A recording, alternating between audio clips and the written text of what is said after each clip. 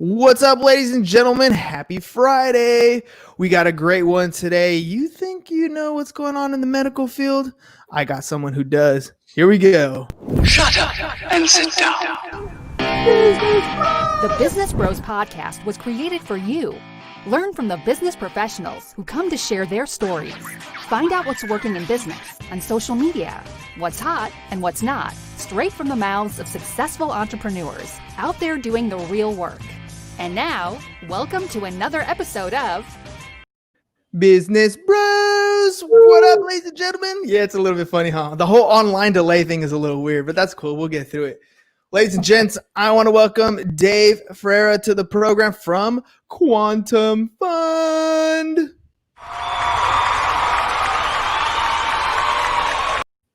OC. Dave, hey man, thank you very much for coming on the show. I like to start off with a little bit of background prior to where you are today. So can you tell my audience a little bit about where you come from, what it is you do? I'm actually from Massachusetts, but I live in Southern California, and I'm an engineer that develops medical devices. I'm presently general partner of the Quantum Fund OC, which is a venture studio that is developing devices for the interventional radiology market to treat stroke, heart attacks, ailments like that. But that's what we're doing. So I'm raising $40 million right now to fund 5 separate companies that'll be housed at our venture studio here in Orange County, California. And we got a lot of money committed, and we expect to have our first close by the end of the summer and get moving. So that's a lot of money that you're raising, especially at the time, I'm sure you've been working on this project for quite some time. And then we come across a major medical, pandemic that hits the world, right? This whole COVID thing. How did that affect what you guys are doing? Well, the investors I'm targeting are primarily family offices and some strategic companies. And the products that we're developing, I guess we can call them bag fillers for a lack of a better term. They're products that companies such as Medtronic, Stryker, Johnson & Johnson need in their product portfolio to sell to hospitals to treat patients. So I'm getting strong interest from strategic companies. And a lot of the family offices really weren't affected so much by the pandemic. They've already secured investments. They already have worked with their chief investment officers, or they're working with a private equity group. So they have the cash reserves there to make investments.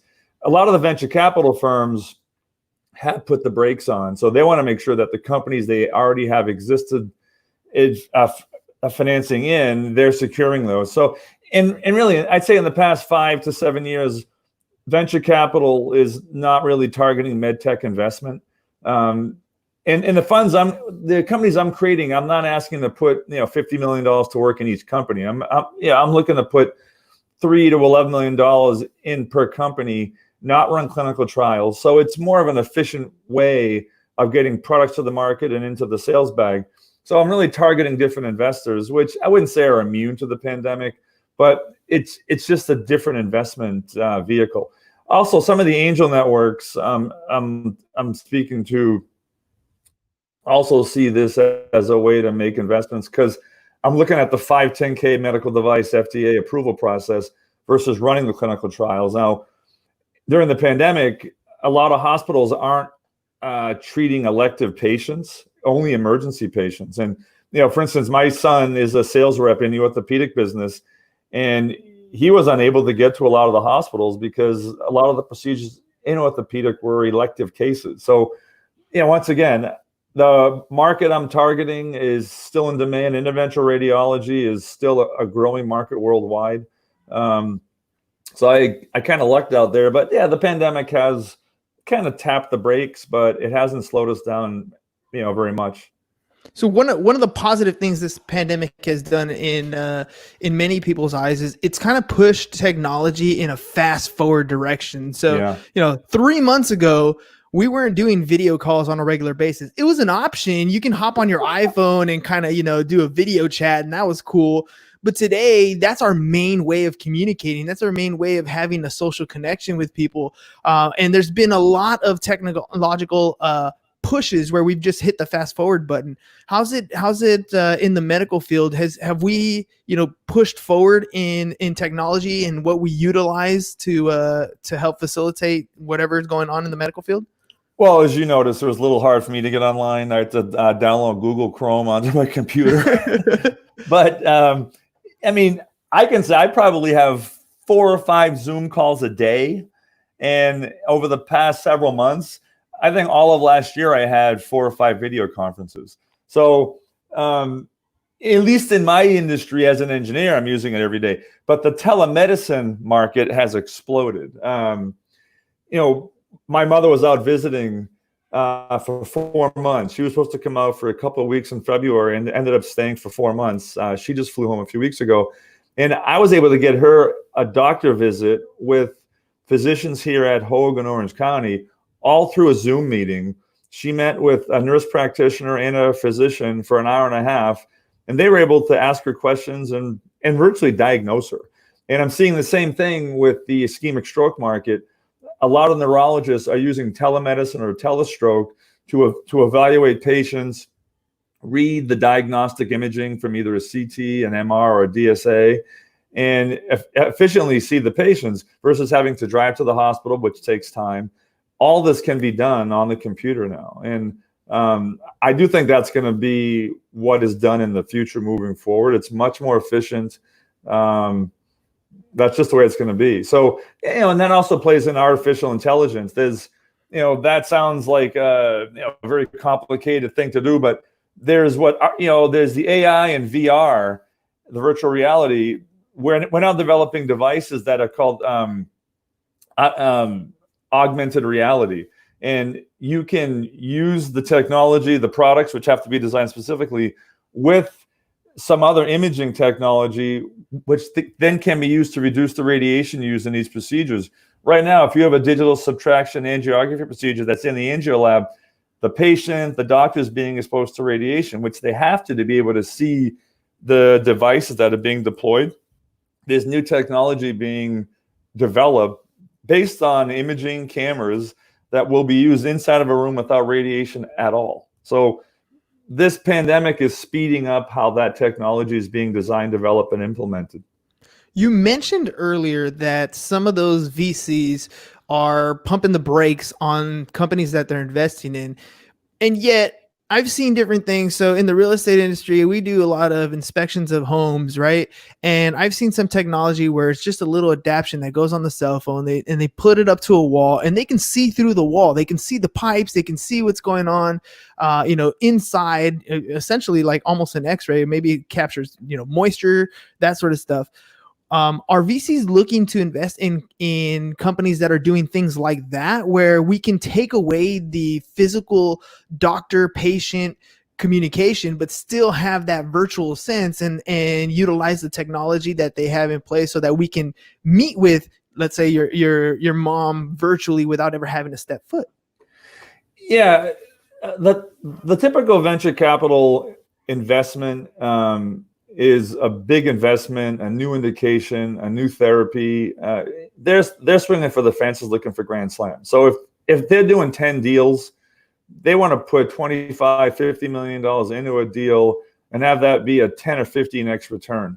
The sad part about that is 5 of those 10 deals tank, and they tank because the clinical data that they were expecting, it just didn't meet the endpoints. So the investors decide to stop putting money into that deal. Maybe 2 of those deals, they just break even. It gets to market, and there's I'd say a fire sale. And maybe 3 of the deals, 2 of them are a 3x and 1 is a 10x. So I think during this pandemic, or even in the past several years, there's not a lot of game-changing implantable therapies that are being developed like there were 7 to 20 years ago. Right now, there's a lot of incremental advantages that are being made on some of the therapeutic devices. Where the big plays are, as I said, augmented reality types of therapies. The one you mentioned that you can put up a scanner next to a building, I believe that uses ultrasound technology. They do use that in the healthcare field, sometimes to actually find the veins or arteries that are on the surface of the skin, to actually introduce a sheath, which in my field, they'll put a sheath through the skin into either the femoral artery or into the radial artery that's in the arm. And then they can load in the microcatheters and then provide either the additional diagnostic imaging or provide therapeutics. But I'm seeing the venture capitalists are looking for the grand slams, the home runs, the swinging for the fences. So they might have cut bait in the past 3 to 4 months to say, geez, we just couldn't get the clinical data, or we already foresaw this wasn't going to happen the way we wanted to.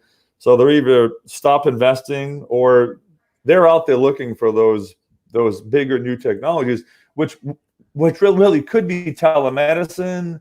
It could be augmented reality. It could be AI. There's lots of AI hitting healthcare now. So I think they're waiting for those types of deals to start to be developed and become fundable. So with Quantum Fund OC, you guys are initially taking that VC money, and you guys have the companies, or currently looking for the companies that you want to put that VC money into? We have the companies, and we're co-founding the company. So my partner and I have extensive relationships over 25, 30 years with interventional radiologists. My expertise is primarily in the interventional neurovascular space. His expertise is everything from the neck down, cardiology and peripheral intervention. We speak to physicians on a weekly, monthly basis that have problems every day in the radiology suite, and they tell us about them, and they say, God, if I had something that could do this, that would be fantastic. There's one physician we spoke to about a year ago, and we filed patents on recently. He has a technology, he believes, that will treat pulsatile tinnitus. That's the ringing in your ears, that sound people hear, which affects millions of people in the United States and 3 times that worldwide. He treated a patient that had what's called a stenosis in the vein that actually drains behind the ear. And when he stented that patient, because that's the only thing he knew to do, when the patient woke up, the ringing was gone. So he discovered this therapy, which works for a subset of tinnitus, by mistake. It was just serendipity. So we had this conversation. He told me about it, and I said, well, how big do you think this issue is? And he says, well, I probably see 1 a month, but I bet I could see 10 a month. So he filed a provisional patent, and we just formed the company around that. So that's going to be one of the companies that we are raising money for that will actually invest in that, to develop a device that can be used to treat a patient with that annoying ringing in their ear. And I'm telling you, this is a new indication, which the FDA loves new indications, and it's going to be a new treatment for physicians to do, so then they can generate CPT codes and generate revenue, but it's going to help so many patients around the world. So these are the kinds of ideas that we see and hear about, which potentially VC could be making an investment in. So I think we're targeting $11 million over 3 years to bring this into the marketplace. But these are the types of deals that a venture capitalist would be looking to make an investment in. You think that's something that people like me who have headphones on all the time, people who wear, Bluetooth devices, I wear headphones when I run that wrap around my ear, is it those types of things that could cause what you were describing earlier? All right, so I'm not a physician. I'm an engineer. I really stay in my lane. Fair enough. I'm not providing any diagnosis or treatment options. I listen to physicians who I believe are the true innovators when it comes to developing a therapy. Where engineers innovate is how you can manufacture, design, develop, and manufacture it. So we're 2 different types of innovators that really have to work well together. And, I tell some physicians, I'm not going to quit my day job and go be a radiologist or a surgeon, and neither should you. I mean, some have done it. They've been extremely successful. But I want these physicians to stay seeing, actually stay in the lab, stay in the suite, stay in surgery, so they can see issues and bring them to engineers like me that we can work together, design, develop, and actually bring them into the marketplace together. So if you have ringing in your ear, call a neurologist and get checked out. Well, let me ask you this. You could have stayed as an engineer that did develop things for a specific company, yet you came out on your own or partnered with other people to venture with other physicians that have ideas. What took you to that step? Why do that instead of just use your engineering degree to work for a company? Well, I started out getting into the medical device business when I was in college. It was my senior year of college, the week of my sister's wedding in 1989. My grandfather had an ischemic stroke, and that's a blockage in an artery in your brain that stops the blood flow to that part of the brain. And I went to visit him, and the neurologist asked me what I was studying. I said engineering, and he said maybe someday you could design and develop something that could treat someone like your grandfather. He's not going to make it. There's nothing I can do for him. So use your degree to get into healthcare, or I'm not sure what you were imagining. I wasn't imagining anything because I was a baseball player in college. And then I got hurt, and I wasn't going pro, believe me. I wasn't going to go play for the Red Sox.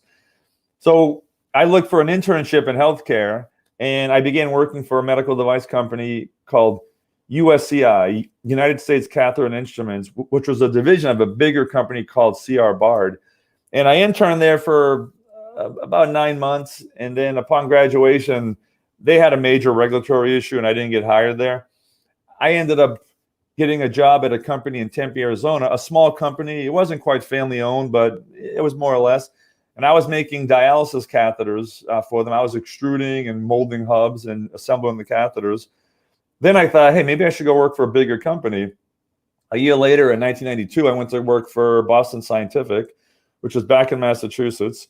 And they had just gone public. They had lots of funds to make acquisitions and invest in technology.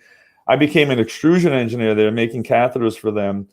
And over 5 years working there, I met a lot of the leadership, and there was an older scientist there that kept telling me the future of this market is stroke, either hemorrhagic or ischemic stroke. So you should look at that. And lo and behold, in 1997, I was able to co-found in a hemorrhagic stroke company with a physician and a business partner.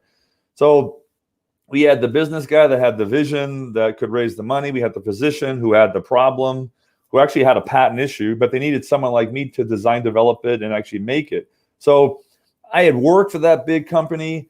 I had seen the co-founders, the innovators, which was John Abley and Pete Nicholas, how they started small and built it up to become a public company. I'm like, I wonder if I could do that. So working for that small company first, then going to a big company that just went IPO, I said, I want to try and be that small company again and have the opportunity to design and develop that device that would have helped my grandfather, that could help me someday, or my mother. So that's how I made the leap. It was really by getting the experience from the small and big company, speaking to the leadership, really having my my earphones on and saying, okay, what is next in this marketplace? What are my skills? And then, I learned a lot. I made a lot of mistakes at that first startup, Micros. I mean, I was an athlete. I liked teams.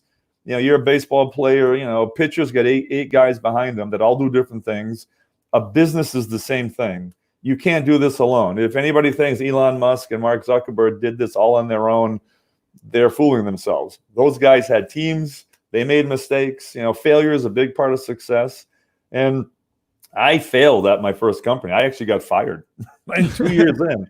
I didn't agree with what the CEO was doing. I won't get into that, but that firing, I licked my wounds. That led me to move from San Francisco down to Orange County, work with another team called Microvention, and they were young. I was the 9th or 10th employee.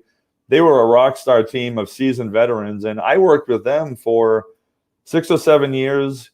That company ended up getting acquired, but I learned from them, how to build a business team, how to raise money, how to make a business plan, how to really design, develop products and get them approved, how to commercialize them.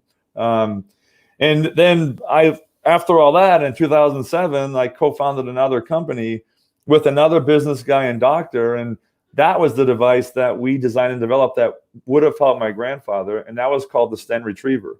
And we got that to market, and that actually had a nice exit from a local company in Orange County called Covidian, which was later acquired by Medtronic, and they're the largest medical device company in the world. So I kept working with teams, having failures, having successes, learning from them. And the team that I worked with at Mindframe, that initial engineering team, I've worked with them ever since. So we did Mindframe together. Then we did Blockade Medical together, sold that to a French company, which was called Balt. I just left them May 29th to form Quantum. So I have my team now. You've dipped your hands in a lot of things. I mean, just the life experience of being able to learn so many different parts of the business.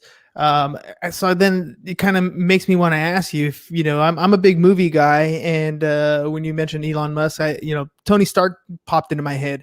And, you watch the Iron Man movies and, he has his, he's an engineer, but he's also a business person. And in those movies, you can tell what he really loves to do is to go back to his engineering roots and work with his hands.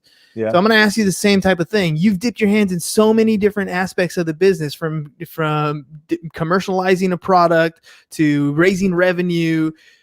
How, what has become your favorite part of this whole venture? Is it still working with your hands? Is it still getting down to the nitty gritty and developing that particular product using your engineering skills? Or have you kind of favored other aspects of the business? My favorite part is that early stage idea generation, reducing it all to practice. Having that initial meeting with the physician, like the one who said, I put a stent in, I treated tinnitus. Well, how did you do that? And what do we think we have to do now to really make a device in a procedure? And then you start to build the prototypes and test, and you make mistakes. And sometimes you actually get it, soon enough and early. And then you have that big aha moment. This is it. And you freeze the design. That for me is the most fun, rewarding, challenging,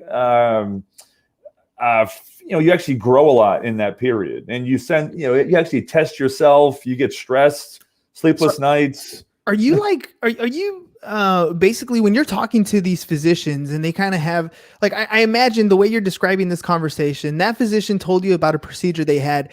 That physician never thought of turning it into something major. It's the conversation that you have. You come in and you're that spark, you're that fuel. You're the one who comes in and says, you did what?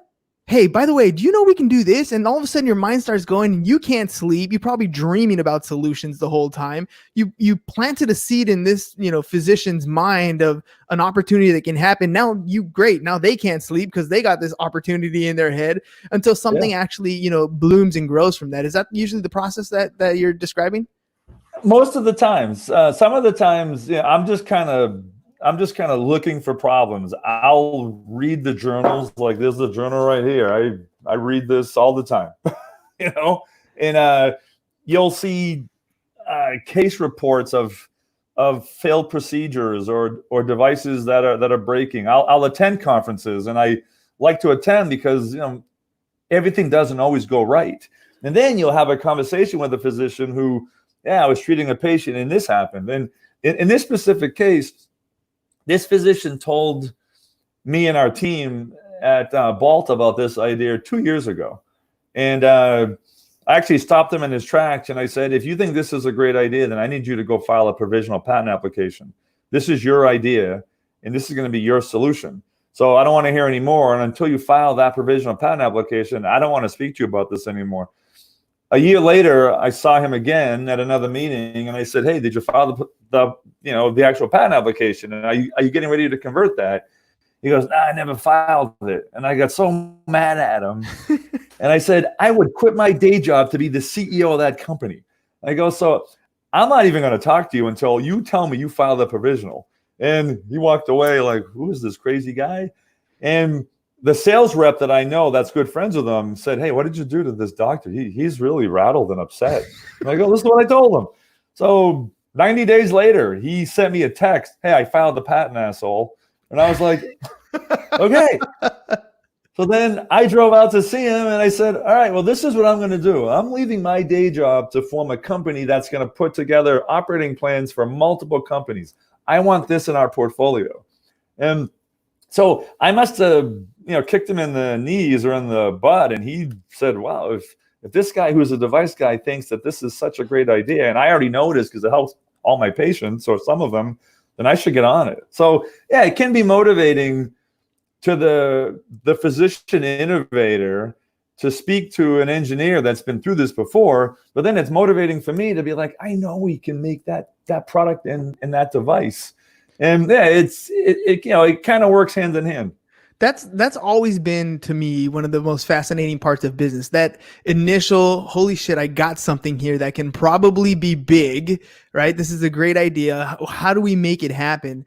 But like I always, that team that needs to surround that particular thing is always the problem or the dilemma or the part of the solution that we need to move forward. But to live every single day in that excitement phase, that to just, you literally said, I am looking for problems, because you're the type of person, it sounds like, where every problem to you is an opportunity, where other people see a failure and a mistake, you see potential. And that's a great optimistic point of view to have, not just in business. Obviously, in business, that's huge. But I imagine your lifestyle is very similar. Yeah, I look for problems, but I tend to stay in my lane. I'm not developing a vaccine for COVID-19 or any PPE masks. If it's and people are chasing that, and there's a lot of scammers out there. Okay, but I'm looking for catheter-based therapies. If it involves a microcatheter that goes into your radial or femoral artery, if it involves an occlusion device, it involves a stent, I don't care where it is, the head, the rest of the body, I want to hear about it. So those are the things that I'm really looking for, because I've been doing this since 1991. And my partner has been doing it for 8 years longer than me. Actually, my business partner hired me my first job out of college in Tempe, Arizona. And now we're coming full circle, working together again. So I'm always reading, attending conferences, and the past 3 months there's been so many webinars and Zooms within my own space and sector that I'm probably learning more now than in a compacted amount of time and space than I probably had the past couple of years, because I'm getting exposure from physician webinars, Zoom meetings with other potential entrepreneurs pitching me. But I'm looking for something to solve constantly within my own field. All right. I'm going to see if I learned enough from you to judge two truths and a lie.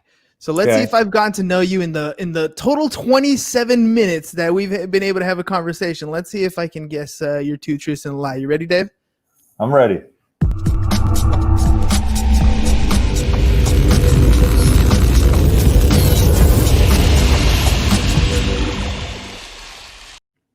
All right, here's how it works. Pretty simple rules. You're going to tell me three things. Two of them are going to be a truth. One of them is going to be a lie. And based on deduction, after having a conversation, I'm going to see how well I know you, if I can decipher the lie. Ready? Okay. Go for it. Okay. I was drafted into Major League Baseball in 1989. I am an inventor of over 80 issued patents, and I co-founded my first company in the late 90s. Man, you laid that one up for me. That's like the softball one. So obviously, let's go with the baseball one, man. You didn't go pro is one of the things you literally told me. But you're a Boston Red Sox fan, man. You're a Boston Red Sox fan, right? I wanted to go pro, but I wasn't in the cards. I feel you. I wanted to go pro too. So Adrian Gonzalez played for the Dodgers, recently retired for the Dodgers. He was in the Padres. I played against him in high school, and I struck him out in high school, and that was like my claim to fame. He made it to the pros. I'm watching him from the couch, but I can say that when I played against him in high school, I struck him out. Well, so I played against Tom Glavine. He struck me out in Legion baseball. He was from Billerica, and he was good. He got drafted out of high school. He could have gone pro NHL too, I guess. He used to get frustrated with his catcher. So when a pitcher's warming up and you're a pitcher, you'll always give him the wave, or you'll do this, or you'll give him that. He was pitching against me, and he was tired of shaking off, and he just did this. I knew a fastball was coming. I didn't touch it. Which, I don't know why that wasn't a balk, first of all. Okay. But still, yeah. He had his foot off the mound. I don't know. I wasn't there. But no, that's kind of crazy. When you have a specific dream that you can't get to, and it kind of leads you in a different direction, right? I mean, yeah. Would you say your life is better off? I mean, I can't say better off, but you enjoy the life that you've created since you didn't make the pros? 100%. Because what I've learned through the years of kind of growing up and becoming a father and meeting so many people, what gives me joy now is to make meaning in people's lives. And making meaning is developing medical devices that can improve the quality of life. Yeah, as a pro athlete, I guess you can make meaning and bring you joy as an entertainer. But I'm happy I get to do what I do. And that's the kind of meaning that I'm kind of very fortunate to be able to create. Over 80 patents that you put together. So that was the truth. Over 80 patents with a team of people. Yeah. With a team of people, but still, that's a huge acknowledgement, and undertaking, a huge achievement to have done. If you were to give yourself a goal, like say, I'm going to stop working, or I don't know, if you really love what you do, you probably never stop working, right. But give yourself a number. What is it where you can feel like this is the number of patents that I feel I can accomplish in my lifetime? Or is there like a magic one that you think this is the one that I'm shooting for? This will fix XYZ diagnosis or whatever. Yeah, the number of patents isn't important to me. But if I can continue to bring easy to use medical devices to the market with physicians that are safe and they just improve the quality of life, I mean, I just want to keep doing that. So there's not like, I got to get to 125. The number means nothing. It's just, am I able to continue to do this? And maybe have my son work for me someday because he's an orthopedic sales rep. Have my two youngest kids be part of the family business, so then we can all do it together and they can see the joy it brings me. That's what I want to keep doing until, who knows, I'm 52. Maybe I can do this till I'm 72. Who knows? Who knows? All right, last one. The last truth: you started your first business in the early 90s. You have your kids; they're growing up. Do you kind of steer away from the whole build your own business, or is it something you push? Like, you should start your own thing. You should give it a shot. Well, my kids, this is all they've ever seen me do, really. Start companies, travel, work with physicians. So hopefully they see this as normal and not getting a job at a big company and hoping to get a pension. We have a very nice quality of life. We travel a lot. We have a lot of fun and freedom because of the things that I'm able to do. So hopefully they're like, hey, I kind of like what he's doing. Or like my son, he's 7. He wants to be a YouTuber. That's what he told me. 7. Every 7-year-old here, every 7-year-old and 37-year-old is doing the same type of thing. So I'm like, go for it. I'll invest in your company. Okay. So. Dad, the VC. Isn't that always the case? Yeah. Well, the angel investor. The angel. Absolutely. Right. Dave, thank you very much for spending some time with me on the program today. I'm glad we were able to make this happen.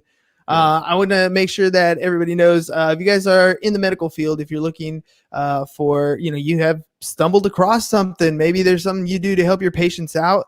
And obviously in the same space that we were talking about today, check it out, quantumfundoc.com. I'm sure Dave can even point you in a direction. If it's not in his wheelhouse, he'll point you in the right direction to help you get that taken up off of the ground. Dave, thank you again very much for being on the program. Thank you. I had fun. All right, ladies and gents, see you guys later at 4:00. Peace. And we're out. Thank you for listening to the Business Bros Podcast. Are you looking to get more clients or to increase your income? Hernan, the business bro, can help you generate referrals through the power of podcasting. And James, the insurance bro with Pipeline Insurance, can help you effectively add insurance to your existing business. If you are ready to create wealth today and generational wealth for tomorrow, email businessbros@seeusfirst.com to schedule a free consultation or join the Business Bros Network, www.businessbros.biz.